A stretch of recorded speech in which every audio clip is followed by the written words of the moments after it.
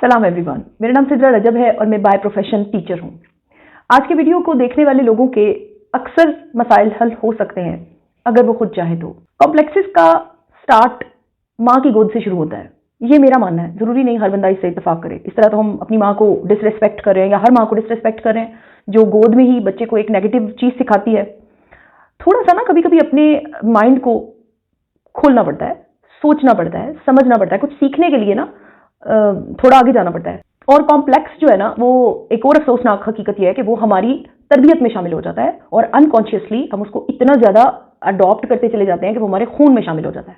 हर बच्चा एक कॉम्प्लेक्स से क्या नहीं गुजरा? अगर नहीं तो मुझे प्लीज़ कॉमेंट्स में बताएं कि मुझसे, मैं एक बच्चा हूँ, मुझसे वो बेहतर है।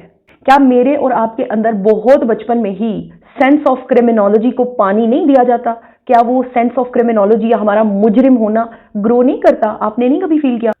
इस कॉम्प्लेक्स के साथ जैसे एक जिस्म के हिस्से के साथ कोई ट्यूमर्स चिमट जाए या किसी हेल्दी ट्री के साथ कोई पैरासाइट चिमट जाए तो वो ट्री की सारी खुराक खाने लगता है। इस एक लफ्ज कॉम्प्लेक्स के, यानी जिस बच्चे को वो कॉम्प्लेक्स दिया गया उसके बिल्कुल साथ एक कंपैरिजन को जोड़ दिया गया। कंपैरिजन अब उसकी सारी खुराक खा रहा है, उसकी सारी हेल्थ को। यानी एक तो आपने उसे एहसास कमतरी का एहसास बर्तरी में उतारा। एहसास कमतरी पहले है और एहसास बर्तरी जो बहुत बाद का लेवल है। उससे पहले पहले उसके साथ आपने बिल्कुल एक कंपैरिजन जोड़ दिया। मतलब हर वक्त उसको ये पता है कि वो मेरे से बेहतर है। क्या मैं और आप मल्टीपल टाइम्स इस तरह की सिचुएशंस में नहीं गुजरे जब हमें यह एहसास दिला गया फलां का बच्चा देखो कितने अच्छे मार्क्स लेकर आया? This is comparison. Even comparison उन चीजों पे अफसोसनाक सूरत जो कुदरत ने बनाई है। अगर मेरी टांग छोटी है या मेरी टांग लंबी है तो इसमें मेरा क्या कसूर है? वो चीज भी आपने और मैंने उन बच्चों को बचपन से ही बता दिया, तुम काले हो, तुम अच्छी शक्ल के नहीं हो, तुम छोटे कद के हो, तुम लंबे कद के हो। ये इंतहा है बीमारी की। व्यूअर्स, ये बहुत ज्यादा बिखरा हुआ टॉपिक है। मैंने बहुत सारी चीजें बखेर दी हैं। अब मुझे इसको एक शक्ल देनी होगी। मैं आपको एक मैप दिखाती हूँ। आपने कभी ब्रेड देखी है? चुटिया, जो 3 बल वाली चुटिया होती है, उसको 2 बल पे ले आए, ऐसे ऐसे ऐसे ऐसे ऐसे वो चुटिया को जरा डिजाइन करें और उसके ऊपर कंपैरिजन के फूल लगा दें। आपने देखा स्टाइलिस्ट जब पूरा वो बना लेती है एक स्टाइल तो उसके ऊपर फूल लगाती है। ये बिल्कुल वैसी ही एक पिक्चर है कि 2 कॉम्प्लेक्सेस हैं। एक का नाम है इंफीरियोरिटी, एक का नाम है सुपीरियोरिटी। और उसको जब आप पूरा ऐसे इंटरट्वाइन कर लेते हैं, गूंद लेते हैं, तो फिर उसके ऊपर आप फूल लगा देते हैं कंपैरिजन के। मेरा मैट्रिक का रिजल्ट आया था और सामने वाले घर में भी मेरी क्लास फेलो थी, चूंकि तो हम दोनों का इकट्ठा रिजल्ट फाइंड आउट हो रहा था। तो उसके मार्क्स मुझसे 200 नंबर ज्यादा थे राउंड अबाउट। मेरे 465 थे, इंग्लिश साइंस मैंने रखा हुआ था, उसके 600 समथिंग थे। और मुझे याद है कि मैं वो 465 सुन के डांस करी थी और वो 600 समथिंग ऊपर नंबर थे उसके, कोई बहुत नंबर थे उसके, और वो रो रही थी। इसी तरह एक शादी के फंक्शन में बहुत सारी बेगमात और लड़कियां, ये सारा मिक्सअप था and they were telling about their dresses and their makeup and their jewellery, और वो सारा कहाँ से करवाया, कौन से ब्यूटी पार्लर से करवाया। तो मैं बड़ी हैरान होकर वो सारा कुछ देख रही थी। I was just wearing a dress, it was costing 1000 rupees, 1000 रुपये थी उसकी टोटल प्राइस। और ये कोई बहुत पुराने ज़माने की बात नहीं है, कोई 7-8 साल पुरानी बात है। और मैंने बड़े फख्र से जाके उन सबको ये बात ना उधर खड़े होकर बताई। मैंने कहा मेरा 1000 का सूट है और मैंने कोई ब्यूटी पार्लर से मेकअप नहीं करवाया। I mean you are not in complex, तो ये आपकी स्ट्रेंथ है। मेरी एक स्टूडेंट ने मुझे बड़े हार्श वर्ड्स में ऐसा ही एक मैसेज दिया। उसने कहा मैम आप खुद तो ऐसी नहीं है, तो हमें आप दर्स दे रही हैं बैठ के कि जैसा तुम्हें खुदा ने बना दिया उस पर शुक्र करो। अगर आपको अल्लाह हमारी जैसी शक्ल देता फिर हम देखते आपको आप कैसे करती।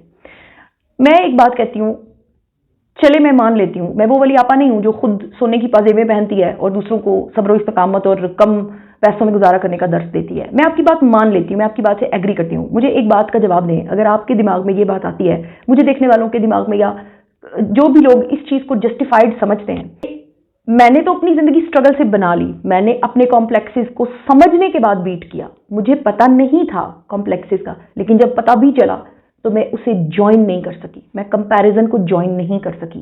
मुझे नहीं पता कंपैरिजन क्या होता है। मैं 150 की क्लास का स्टूडेंट थी, एक थी उनमें से, और मैंने कभी पेपर किसी लड़की का लेके पढ़ा नहीं, मैच नहीं किया थ्रू आउट माई लाइफ।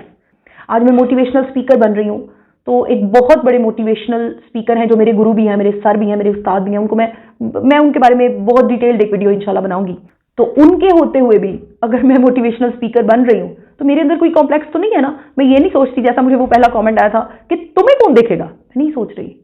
मेरे अंदर इतना कॉन्फिडेंस है, मैं इतनी सेल्फ मेड हूँ कि मुझे देखेगा कोई।